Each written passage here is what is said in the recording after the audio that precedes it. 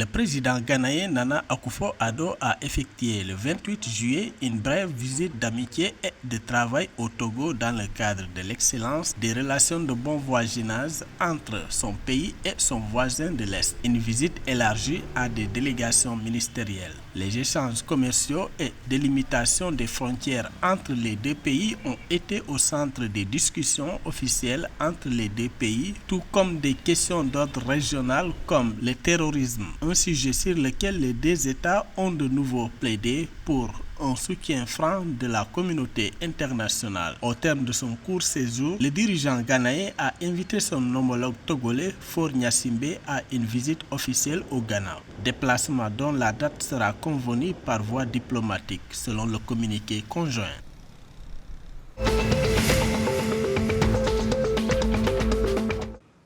Au moins 15 soldats de l'armée malienne sont tombés samedi 30 juillet dans plusieurs attaques ayant visé les symboles de l'État à Sévaré, Sokolo et Kalumba dans le centre et le nord-ouest du pays. Selon les médias du pays, vigilance, coopération civilo-militaire et prière. C'est ce qu'ont réclamé aujourd'hui les responsables du pays pour protéger et sécuriser le Mali. Depuis une dizaine de jours, les positions des forces armées maliennes sont constamment attaquées par les terroristes. Au total, 11 attaques sont enregistrées sur le territoire depuis l'attaque spectaculaire de Kati. Malgré cela, l'armée malienne affirme qu'elle maîtrise la situation.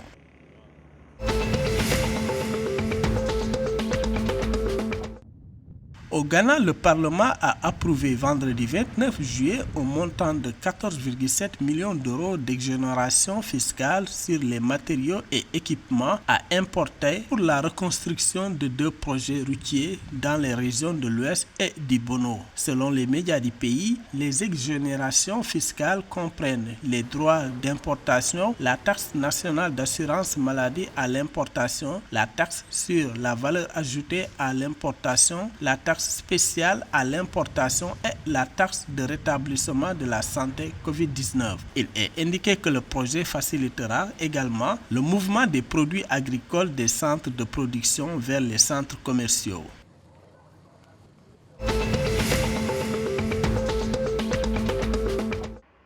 Au Nigeria, l'augmentation persistante du coût du kérosène connu sous le nom de Jet A1 commence à susciter des appréhensions dans l'esprit des parties prenantes de l'industrie. Ces industriels ont exprimé vendredi 29 juillet des craintes que le secteur puisse s'effondrer allant à d'énormes pertes d'emplois si la hausse des coûts est laissée décocher. Selon les médias du pays, le carburant Jet A1 a passé d'environ 300 naira le litre en février 2022 à environ 1000 naira le litre ce vendredi 29 juillet, entraînant une augmentation significative du coût des billets d'avion. Pour sa part, Aviation Round Table, qui est un groupe de professionnels du secteur, a déclaré que davantage de compagnies aériennes pourraient être contraintes d'arrêter leur opération en plus de 2 compagnies aériennes nationales qui ne sont pas en activité pour le moment.